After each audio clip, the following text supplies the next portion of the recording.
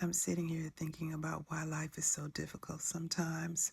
And what I've come to understand in my experience is you don't know what peace is until you know what peace isn't. I have been so blessed in my life, even from a child, but yet and still I found myself struggling my entire life, both physically, emotionally, mentally, and it was all based on my environment. Growing up with a very toxic mother who pushed me into a very toxic marriage. And as I got older, she realized that she would no longer have control over me. So she had to make sure she placed me in an environment where she can maintain that control over my life. So even in my marriage, there was no peace.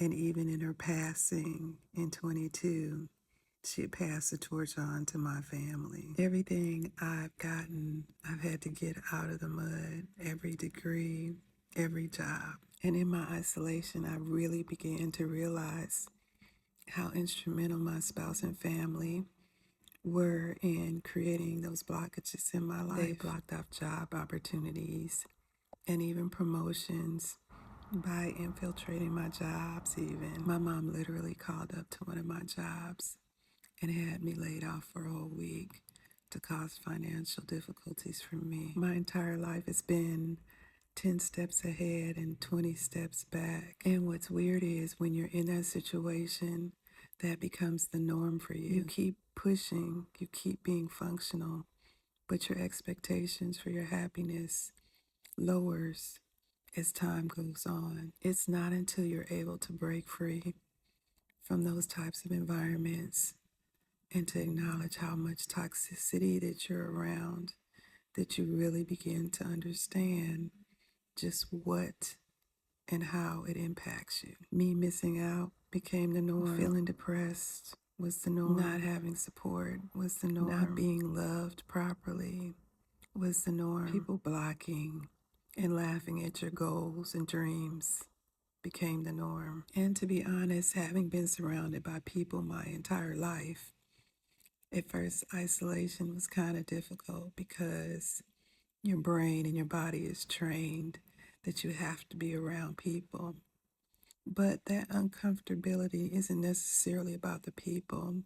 It's about sitting with yourself and relearning who you are and what you deserve. And that can feel uncomfortable. When you've been told your whole life you don't deserve anything, you really have to struggle with the fact of relearning that you do. And that's kind of weird, but it's the truth. My peace was being interrupted every 20 minutes with a request or a need or to fix something or to fix someone. Being alone allowed me to reestablish my norm for peace and to be comfortable in no longer starting my day in service. Learning that my worth is not connected to what I do for people. Learning that it's okay to say no and not feel guilty about it. Learning of what I'm capable of doing and how strong I was to get through a lot of the things that I've endured. Learning that my mind was programmed from a very young age to believe the things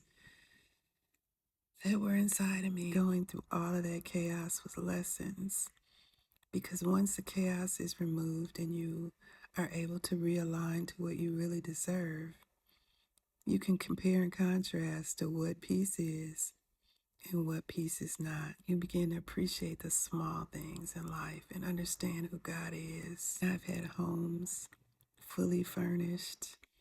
I had a 20 by 20 storage unit filled to the top with things.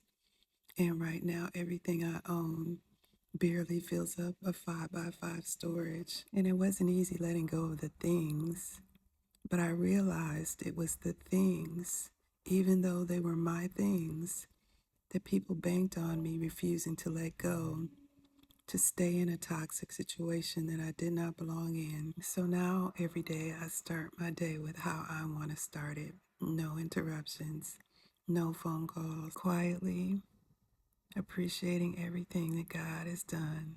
Even the small things, the roof over my head, the clothes on my back, the food on my plate. I appreciate beginning every morning watching the sunrise, whereas before I never had time. So all the difficulties that I've experienced in my life, I've learned had a purpose in getting me to where God needed me to be so that I can experience Him in the way I was supposed to. Looking back on my life, I wonder, how did I survive all of that? Because I'm the type of person that pours into everybody around me when all I've experienced was humiliation and neglect, slander, lying on me, people I've taken to the hospital when I had an Achilles surgery with a cast up to my knee, and all I could do was just sit in bed. No one brought me any food or helped me out in any way. I had ordered DoorDash, because it was too difficult to sit at the stove and cook. And my ex ate it. He was good for a couple of meals, so I will say that. But never having anybody truly there to help you and to give so much love and only receive dislike, jealousy, and envy. It's the peace that helps you realize that He was always there supporting, helping, and loving you, and that you were never alone. And what's sad is I can look back at it now and realize that I had become so complacent, like I was being mistreated. I would not even say anything. I would just accept it and move on. Experiencing that helped me to speak up more, to realize my worth, and to not settle for anything less than what I want and what I deserve. I've learned that some lessons have to be lived through in order for you to learn the true purpose of who you are. And so you look back as no regrets, no hate. You're just left with love and peace because you finally understand what that is, how valuable it is, and how you don't want to sacrifice it, not even for feeling resentful. It's my morning thoughts. I love you.